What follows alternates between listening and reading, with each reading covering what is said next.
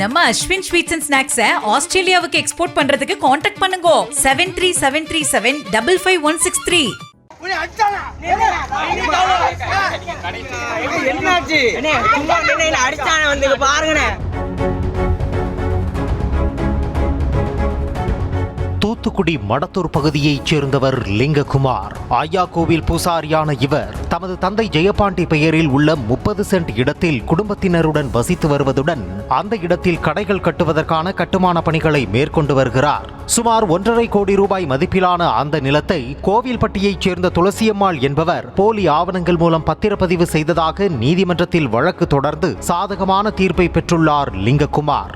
இதற்கிடையில் அந்த நிலத்தை தூத்துக்குடியைச் சேர்ந்த சங்கரலிங்கம் மற்றும் சிலருக்கு துளசியம்மாள் மீண்டும் பத்திரப்பதிவு செய்து கொடுத்ததாக சொல்லப்படுகிறது. இந்த நிலையில் தூத்துக்குடி பிரையன் நகரைச் சேர்ந்த சங்கரலிங்கம், மனோகர் உள்ளிட்டோர் லிங்ககுமாருக்கு சொந்தமான 30 சென்ட் நிலத்திற்கு உரிமை கொண்டாடி வருவதாக கூறப்படுகிறது.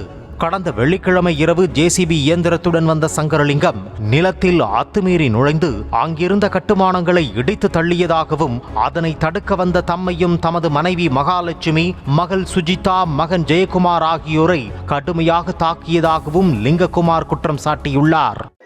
சேசு தாசுன்னு 2 பேர் வந்தாங்க வழக்கு கஞ்சில் வந்து என் பில்டிங்கெல்லாம் கட்டின பில்டிங்கை ஃபுல்லாக இடிச்சிட்டாங்க.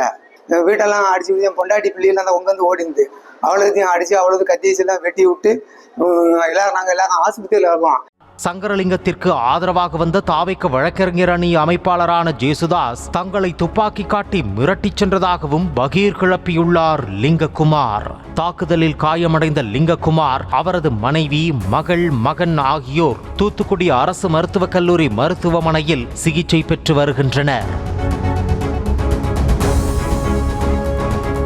சம்பவம் தொடர்பாக பாதிக்கப்பட்ட லிங்ககுமாரின் மகள் சுஜிதா அளித்த புகாரின் பேரில் சங்கரலிங்கம், மனோகர், குமார் மற்றும் பார்த்தால் அடையாளம் காட்டக்கூடிய 2 நபர்கள் என மொத்தம் 5 பேருக்கு எதிராக தூத்துக்குடி சிப்காட் காவல் நிலையத்தில் முதல் தகவல் அறிக்கை பதிவு செய்யப்பட்டுள்ளது.